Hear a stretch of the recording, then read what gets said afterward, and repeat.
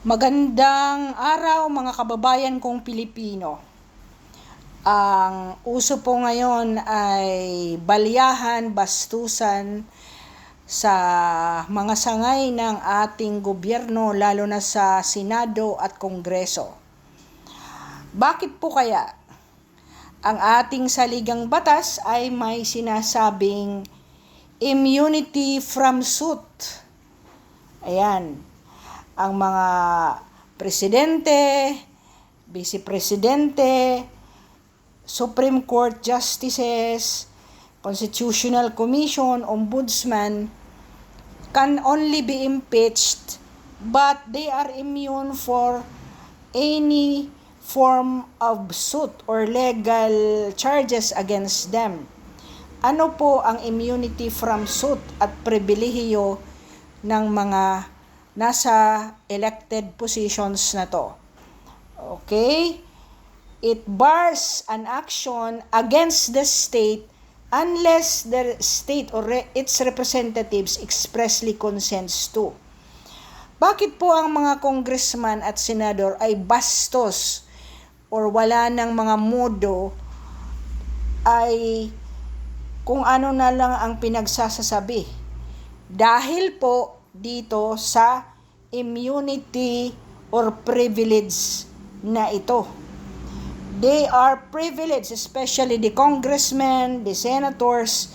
They are privileged from arrest while in session for offenses not more than 6 years imprisonment.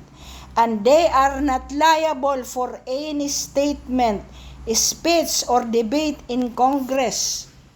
Diba? Ganyan. Any person who shall be under these positions will not be liable. Kaya, kung ganyan na lang po bastusin si Vice President, ganyan na lang bastusin ang mga representatives or resource persons na kagaya ni Attorney Solweta. Kung hindi po sila, itong presidente, vice-presidente, Supreme Court members or justices, constitutional commissions, yung COMELEC, Civil Service Commission at Commission in Audit, they can just be impeached. Alright? And then the Ombudsman. So, ano po ang mga elements or offenses na pwedeng ma-impeach ang mga taong ito? Ang number 1 is culpable violation of the Philippine Constitution. So,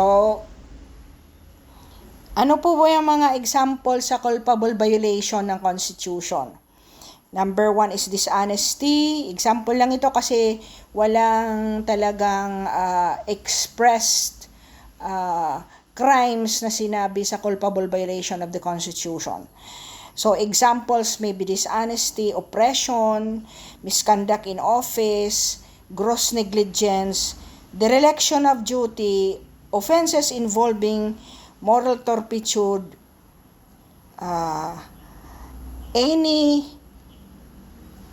provision ng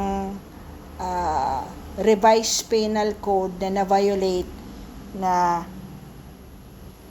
under ng treason, bribery, graft and corruption, other high crimes, betrayal of public trust. Kaya po, ini-establish ng mga congressman na yan at senador na kagaya ni Hontiveros sa confidential fund na i-prosecute si BP Sara for an impeachable offense. Kaya nga 'di ba kung ano-ano lang ang sabihin nila na may graft and corruption talaga si BP Sara kasi nga under the immunity from suit hindi po sila pwedeng makasuhan ng libel defamation. Kaya nga 'di ba sinasabi natin, bakit kaya hindi kasuhan ni BP Sara yung mga yan? Sobrang-sobra na yung pambabastos. Kasi nga, Alam ni BP Sara that under this prohibition, it bars any action against this congressman, disrespectful people sa Congress at saka sa Senate. Ngayon,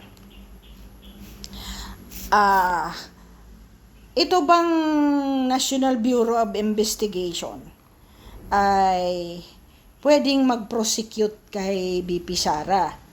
Ang answer po ay hindi. I-translate po natin yung mga totoong functions at ano ba ang offense na supposedly na violate ni BP Sara. Pero balikan po natin yung confidential fund na yan na inelaborate ko na po ito doon sa aking isang segment. Tingnan nyo po yun.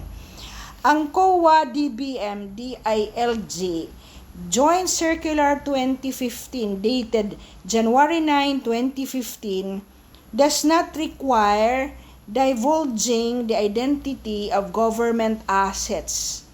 Yung si Mary Grace Piatos, hindi kailangan i-divulge ang tunay na tao or identity niyan.